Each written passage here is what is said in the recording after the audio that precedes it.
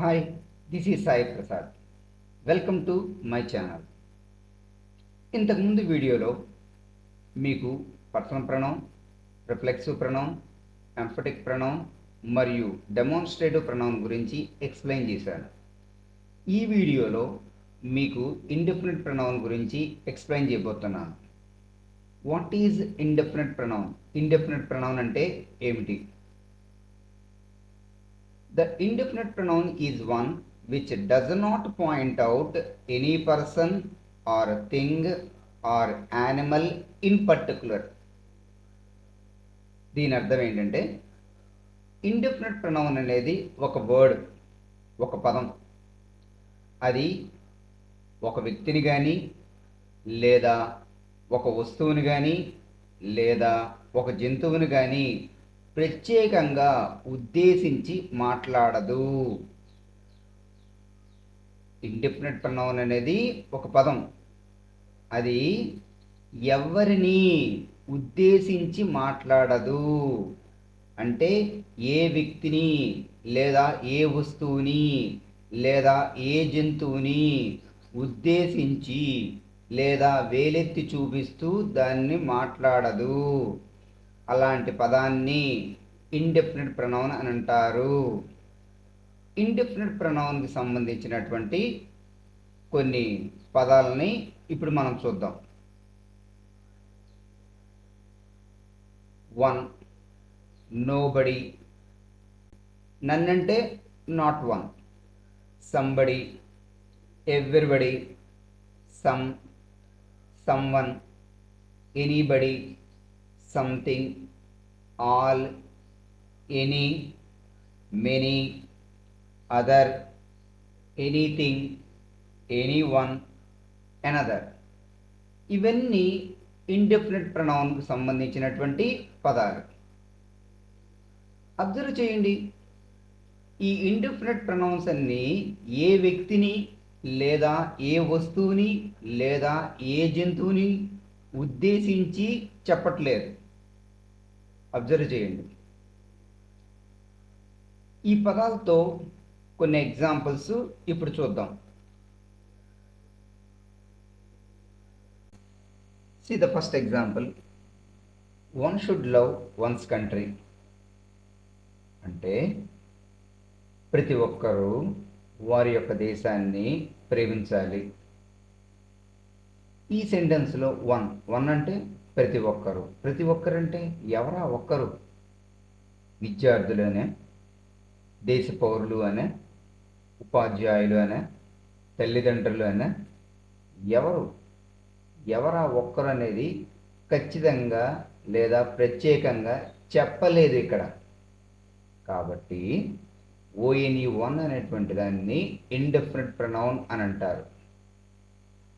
ఈ సెంటెన్స్లో ONE subject, should helping verb, love main verb 1. ఈ should అనే దాన్ని మోడల్ ఆక్సిలరీ వర్బ్ అని కూడా అంటారు. ఇండెఫినిట్ ప్రొనౌన్ గనక సబ్జెక్ట్ ప్లేస్లో రాస్తే వెంటనే వర్బ్ రాయాలి. ఇక్కడ ONE అనేటువంటి దాన్ని ఇండెఫినిట్ ప్రొనౌన్ని సబ్జెక్ట్ ప్లేస్లో రాశాం కాబట్టి వెంటనే షుడ్ అనేటువంటి వర్బ్ రాయడం జరిగింది. గమనించండి. Second example, nobody came to see me. ఎవ్వరు నన్ను చూడ్డానికి రాలేదు. ఈ సెంటెన్స్లో నోబడి అనేటువంటిది ఇండెఫినిట్ ప్రొనౌన్. నోబడి అంటే మీనింగ్ ఏంటి? ఎవరు కాదు. ఎవరు కాదు?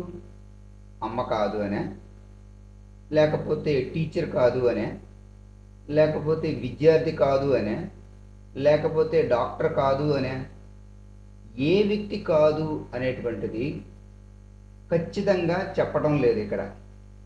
కాబట్టి నోబడి అనేటువంటిది ఇండెఫినిట్ ప్రొనౌన్.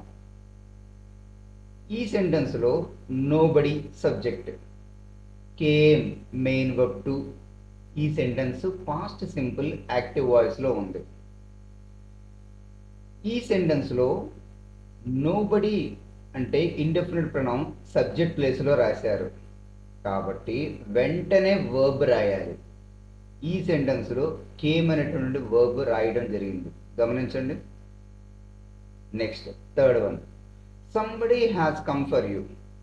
ఎవరో నీ కోసం వచ్చారు. ఈ సెంటెన్స్లో సంబడి అనేటువంటిది ఇండెఫినిట్ ప్రొనౌన్. ఎందుకని? సంబడి అంటే మీనింగ్ ఏంటి? ఎవరో. ఎవరో అంటే ఎవరా వ్యక్తి?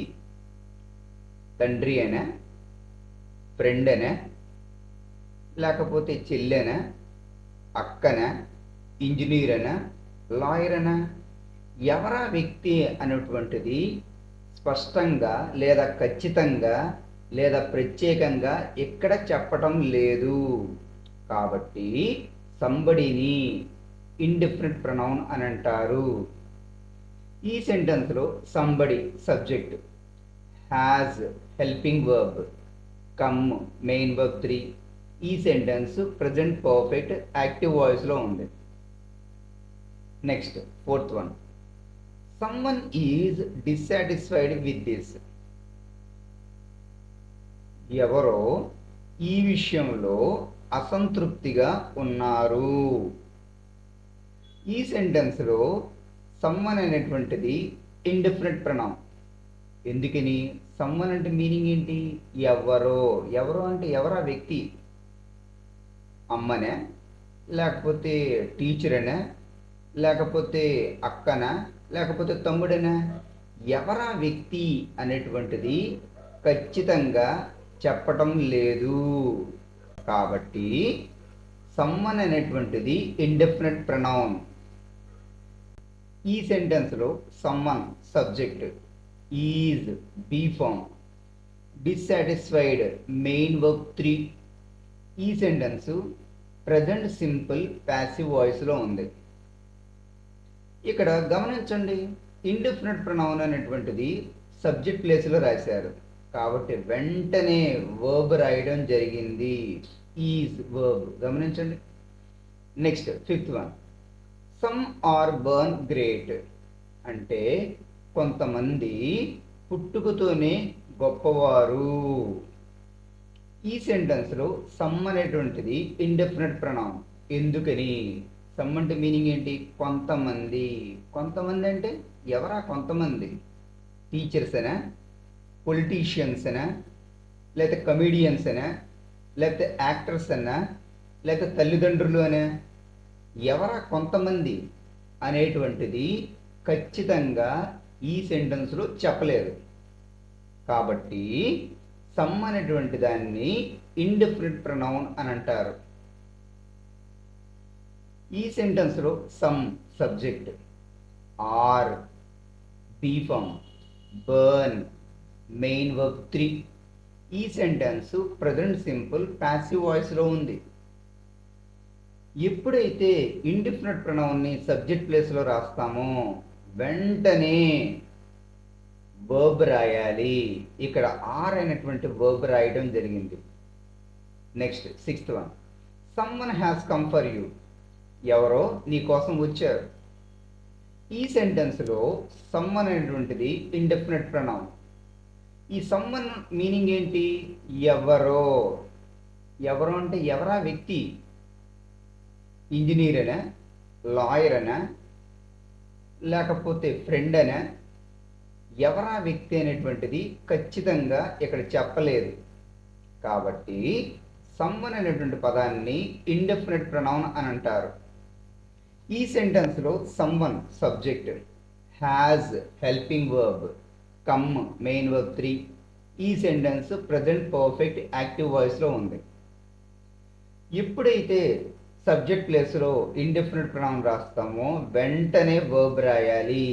ఇక్కడ హ్యాజ్ అనేటువంటి వర్బ్ రాయడం జరిగింది, గమనించండి. Next seventh one, anybody can give the answer to your question. ఎవరైనా నీ యొక్క ప్రశ్నకి సమాధానం ఇవ్వగలరు. ఈ సెంటెన్స్లో ఎనీబడి అనేటువంటిది ఇండెఫినిట్ ప్రొనౌన్. ఎందుకని? ఎనీబడి అనేటువంటి పదానికి మీనింగ్ ఏంటి? ఎవరైనా.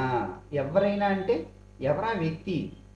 అమ్మనా, నాన్ననా, అక్కనా, అన్నయ్యనా? ఎవరా వ్యక్తి అనేటువంటిది ప్రత్యేకంగా కానీ లేదా ఖచ్చితంగా కానీ చెప్పడం లేదు. కాబట్టి ఎనీబడీని ఇండెఫినిట్ ప్రొనౌన్ అని అంటారు.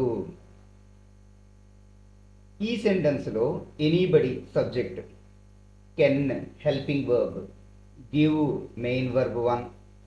అఫ్ కోర్స్ కెన్ అనేటువంటిది మోడల్ ఆక్సిలరీ వర్బ్ కూడా. ఇక్కడ ఇండెఫినిట్ ప్రొనౌన్ని సబ్జెక్ట్ ప్లేస్లో రాశారు కాబట్టి వెంటనే వర్బ్ రాయాలి. ఇక్కడ కెన్ అనేటువంటి దాన్ని రాయడం జరిగింది, గమనించండి. Next 8th one, something is better than nothing. అంటే ఏమీ లేని దానికన్నా ఎంతో కొంత ఉండటం బెటర్. ఈ సెంటెన్స్లో సంథింగ్ అనేటువంటిది ఇండెఫినిట్ ప్రొనౌన్. ఎందుకని? సంథింగ్ అంటే మీనింగ్ ఏంటి? కొంత. కొంత అంటే ఎంత? ఎంత అనేటువంటి దాన్ని ఖచ్చితంగా సంథింగ్ అనే పదం చెప్పటం లేదు. కాబట్టి సంథింగ్ని ఇండెఫినిట్ ప్రొనౌన్ అని అంటారు. నెక్స్ట్ ఇదే ఎగ్జాంపుల్లో ఇదే సెంటెన్స్లో నథింగ్ ఉంది చూడండి. నథింగ్ అంటే మీనింగ్ ఏంటి? ఏమీ లేదు. ఏమీ లేదంటే ఏమీ లేదు. అన్నం లేదనే, లేదా వెజిటబుల్స్ లేవనే, లేదా ఫ్రూట్స్ లేదనే, ఏమీ లేదని చెప్తుంది. ఇక్కడ ఖచ్చితంగా నథింగ్ అనే పదం ఏమీ లేదు చెప్పటం లేదు. కాబట్టి నథింగ్ను కూడా ఇండెఫినిట్ ప్రొనౌన్ అని అంటారు. ఇక్కడ నథింగ్ని అంటే ఇండెఫినిట్ ప్రొనౌన్ని సబ్జెక్ట్ ప్లేస్లో రాయలేదు, గమనించండి. నెక్స్ట్ ఈ సెంటెన్స్లో సంథింగ్ ఇండెఫినిట్ ప్రొనౌన్, దాన్ని సబ్జెక్ట్ ప్లేస్లో రాయటం జరిగింది కాబట్టి వెంటనే వర్బ్ ఈజ్ వచ్చింది, గమనించండి. ఈ సెంటెన్స్లో subject something, is main verb 1. ఈ సెంటెన్స్ ప్రజెంట్ సింపుల్ యాక్టివ్ వాయిస్లో ఉంది. Next 9th one, all were killed in the accident. అంటే అందరూ యాక్సిడెంట్లో చనిపోయారు. ఈ సెంటెన్స్లో ఆల్ అనేటువంటిది ఇండెఫినిట్ ప్రొనౌన్. ఎందుకని? ఆల్ అంటే మీనింగ్ ఏంటి? అందరూ. అందరూ అంటే ఎవరా అందరూ? భక్తులు అనే, లేకపోతే యాత్రికులు అనే, లేకపోతే పొలిటీషియన్స్ అనే, ఎవరా అందరూ? ఖచ్చితంగా ఈ ఆల్ అనేటువంటి వర్డు ఎవరా వ్యక్తులు అనేటువంటిది చెప్పడం లేదు. ఇక్కడ ఎవరా అందరూ అనేటువంటిది ఖచ్చితంగా చెప్పడం లేదు. కాబట్టి ఆల్ని ఇండెఫినిట్ ప్రొనౌన్ అని అంటారు. ఈ సెంటెన్స్లో all subject, were be form, killed main verb 3. ఈ సెంటెన్స్ పాస్ట్ సింపుల్ ప్యాసివ్ వాయిస్లో ఉంది. ఇక్కడ ఆల్ అనేటువంటి పదాన్ని అంటే ఆల్ అనేటువంటి ఇండెఫినిట్ ప్రొనౌన్ని సబ్జెక్ట్ ప్లేస్లో రాయటం జరిగింది కాబట్టి వెంటనే వర్బ్ వర్ వచ్చింది, గమనించండి. Next 10th one, many were killed in the accident. చాలామంది యాక్సిడెంట్లో చనిపోయారు లేదా చంపబడ్డారు. ఈ సెంటెన్స్లో మెనీ ఇండెఫినిట్ ప్రొనౌన్. ఎలా? మెనీ అంటే మీనింగ్ ఏంటి? చాలామంది. చాలామంది అంటే ఎవరా చాలామంది? యాత్రికులు అనే, భక్తులు అనే, లేకపోతే పేరెంట్స్ అనే, ఎవరా చాలామంది? ఖచ్చితంగా చెప్పటం లేదు, ప్రత్యేకంగా ఏమీ చెప్పడం లేదు. కాబట్టి మెనీ అనేటువంటి పదాన్ని ఇండెఫినిట్ ప్రొనౌన్ అని అంటారు. ఈ సెంటెన్స్లో many subject, were be form, killed main verb 3. ఈ సెంటెన్స్ పాస్ట్ సింపుల్ ప్యాసివ్ వాయిస్లో ఉంది. ఎప్పుడైతే ఇండెఫినిట్ ప్రొనౌన్ని సబ్జెక్ట్ ప్లేస్లో రాస్తామో వెంటనే వర్బ్ రాయాలని చెప్పుకున్నాం. ఇక్కడ కూడా మెనీ అనేటువంటి పదాన్ని ఇండెఫినిట్ ప్రొనౌన్ని సబ్జెక్ట్ ప్లేస్లో రాయడం జరిగింది కాబట్టి వెంటనే వర్బ్ వచ్చింది, గమనించండి. Next 11th one, please do good to others. దయచేసి ఇతరులకు మంచి చేయండి. ఈ సెంటెన్స్లో అదర్స్ అనేటువంటిది ఇండెఫినెట్ ప్రొనౌన్. అదర్స్ అంటే మీనింగ్ ఏంటి? ఇతరులు. ఎవరా ఇతరులు? ఇతరులు అంటే నైబర్సేనా, లేకపోతే ఫ్రెండ్సేనా, లేకపోతే ఇంకెవరైనానా? ఖచ్చితంగా ఇక్కడ చెప్పడం లేదు. కాబట్టి అదర్స్ని ఇండెఫినెట్ ప్రొనౌన్ అని అంటారు. ఈ సెంటెన్స్లో అదర్స్ని సబ్జెక్ట్ ప్లేస్లో రాయలేదు, కాబట్టి వెంటనే వర్బ్ రావాలని రూల్ లేదు. Next 12th one, I can do anything అంటే నేను ఏ పనైనా చెయ్యగలను. ఈ సెంటెన్స్లో ఎనీథింగ్ అనేటువంటిది ఇండెఫినెట్ ప్రొనౌన్. ఎనీథింగ్ అంటే ఏదైనా. ఏదైనా అంటే ఏంటి మీనింగ్? చదువు గురించా, పనుల గురించా, లేకపోతే తిండి గురించా, లేకపోతే వంట వండడం గురించా, దేని గురించి అనేటువంటి దాన్ని ఖచ్చితంగా ఇక్కడ చెప్పడం లేదు. కాబట్టి ఎనీథింగ్ని ఇండెఫినెట్ ప్రొనౌన్ అని అంటారు. ఈ ఎనీథింగ్ అనేటువంటి ఇండెఫినెట్ ప్రొనౌన్ సబ్జెక్ట్ ప్లేస్లో రాయలేదు, గమనించండి.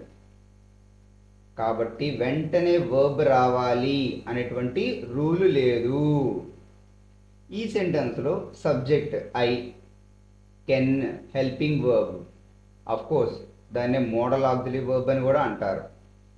Do main verb 1.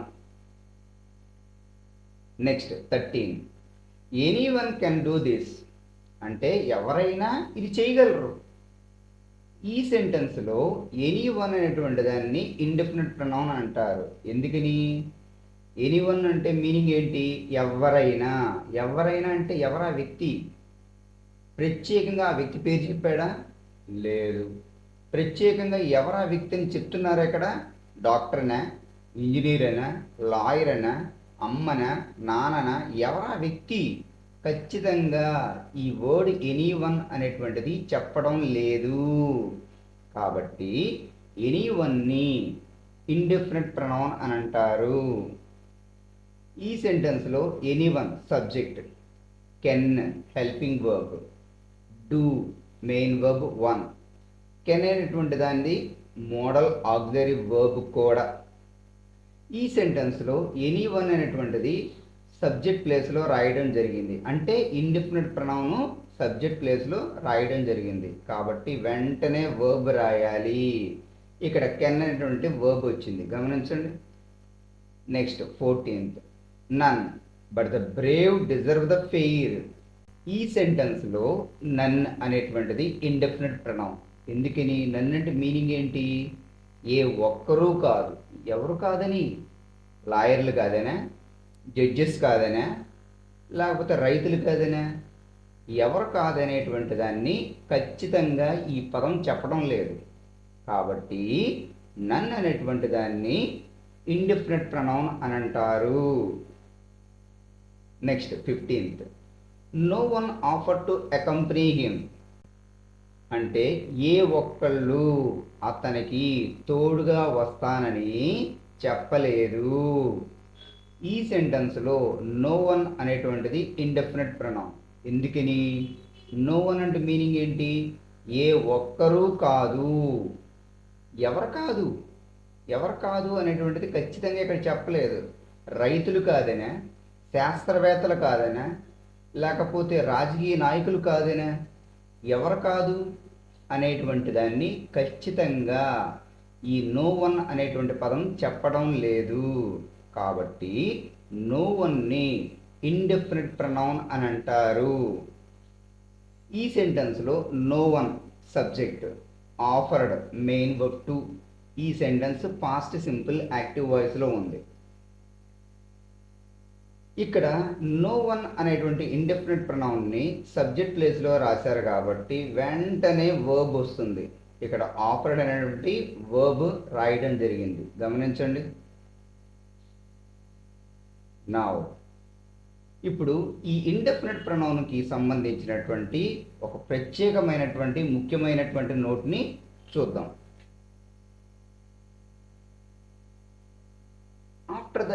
indefinite pronouns like everyone and everybody, either a male pronoun or female pronoun is to be written.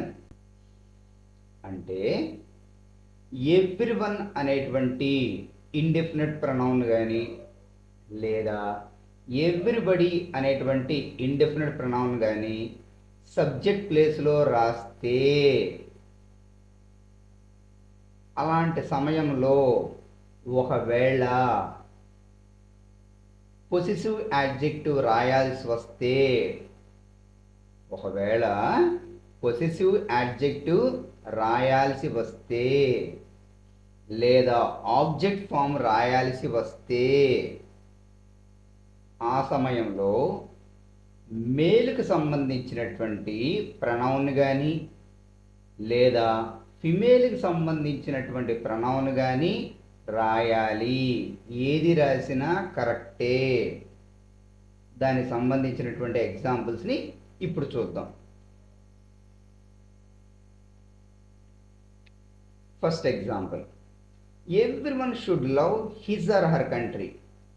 ఈ సెంటెన్స్లో everyone subject, should helping verb, of course అది modal auxiliary verb కూడా, love main verb 1. ఈ sentence meaning ఏంటి? ప్రతి ఒక్కరూ అతని యొక్క లేదా ఆమె యొక్క దేశాన్ని ప్రేమించాలి. ఈ సెంటెన్స్లో ఎవ్రీవన్ ఇండెఫినెట్ ప్రొనౌన్. మీకు ఆల్రెడీ చెప్పాను, ఎవ్రీవన్ అనేటువంటి ఇండెఫినెట్ ప్రొనౌన్ని సబ్జెక్ట్ ప్లేస్లో రాస్తే ఒకవేళ ఈ ఎవ్రీవన్కి సంబంధించి ఏదైనా ప్రొనౌన్ రాయాల్సి వస్తే ఆ సమయంలో మేలుకి సంబంధించి అంటే మగకి సంబంధించి లేదా ఆడకి సంబంధించినటువంటి ప్రొనౌన్ రాయాలి అని. ఇక్కడ మేల్ అనుకుంటే గనక హిజ్ అతని యొక్క పొసెసివ్ యాడ్జెక్టివ్ లేదా పొసెసివ్ కేస్, లేదా ఆమె యొక్క అంటే హర్ అంటే ఒక ఆడ వ్యక్తికి సంబంధించినటువంటి పొసెసివ్ యాడ్జెక్టివ్ లేదా పొసెసివ్ కేసు రాయడం జరిగింది. అంటే మగకి సంబంధించి లేదా ఆడ వ్యక్తికి సంబంధించినటువంటి ప్రొనౌన్ని ఏదో ఒకటి రాయవచ్చు. అర్థమైందా? Second one, everybody thinks in his or her own way. ఈ సెంటెన్స్లో subject everybody, things main verb 1. ఈ సెంటెన్స్ ప్రజెంట్ సింపుల్ యాక్టివ్ వాయిస్లో ఉంది. ఈ సెంటెన్స్లో ఎవ్రీబడి అంటే ప్రతి ఒక్కరూ. ఈ సెంటెన్స్ మీనింగ్ ఏంటి? ప్రతి ఒక్కరూ అతని యొక్క లేదా ఆమె యొక్క మార్గములోనే ఆలోచిస్తారు. ఇక్కడ ఎవ్రీబడి అంటే ప్రతి ఒక్కరు. ప్రతి ఒక్కరు అంటే ఎవరా ఒక్కరు? ఖచ్చితంగా చెప్పడం లేదు ఇక్కడ, అవునా? కాబట్టి ఎవ్రీబడి అనేటువంటి దాన్ని ఇండెఫినెట్ ప్రొనౌన్ అంటారు. పైన ఉన్నటువంటి ఎవ్రీవన్ అంటే ఫస్ట్ ఎగ్జాంపుల్లో కూడా ఎవ్రీవన్ అంటే ప్రతి ఒక్కరు, ఎవరా ఒక్కరు అనేటువంటిది ఖచ్చితంగా చెప్పడం లేదు. కాబట్టి ఎవ్రీవన్ అనేది కూడా ఇండెఫినెట్ ప్రొనౌన్. ఈ సెకండ్ ఎగ్జాంపుల్లో ఎవ్రీబడి సబ్జెక్ట్ ప్లేస్లో రాశారు, అవునా? ఇక్కడ ఆ ఎవ్రీబడికి సంబంధించినటువంటి ఒక ప్రొనౌన్ని రాయాల్సి వచ్చింది. ఇక్కడ ఎవ్రీబడి అంటే ఎవరు? మగ అనుకోవాలా, ఆడనుకోవాలా? ఎవరైనా అనుకోవచ్చు.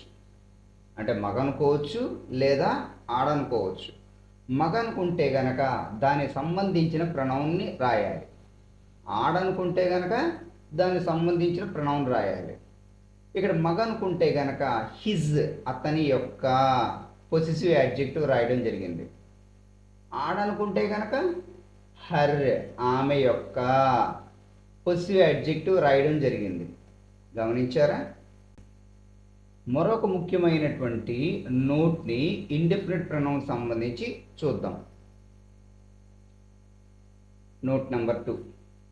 If the pronoun one is given, it should be followed by one's, but not by his or her.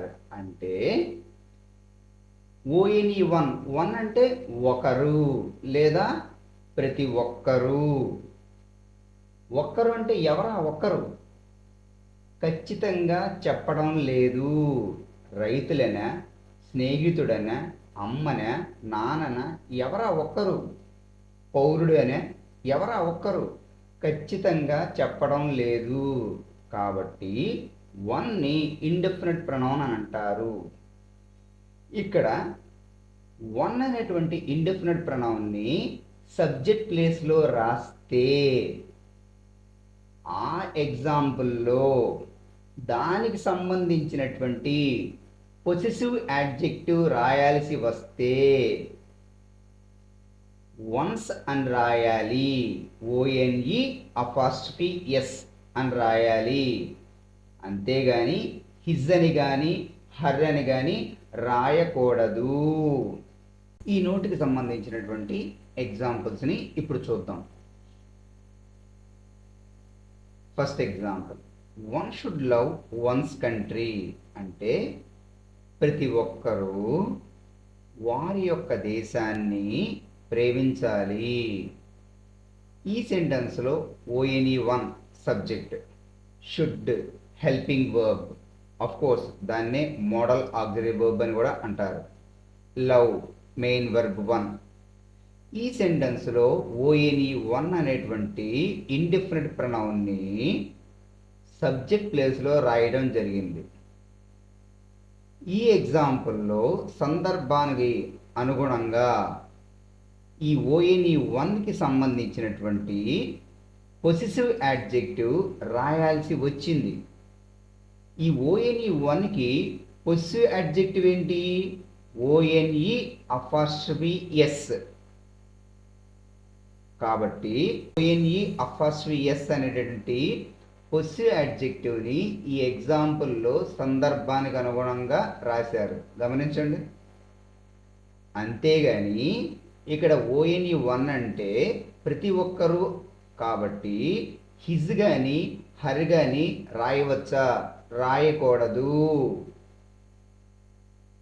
Next second example, one should do once duty అంటే ప్రతి ఒక్కరూ వారి యొక్క డ్యూటీని చెయ్యాలి.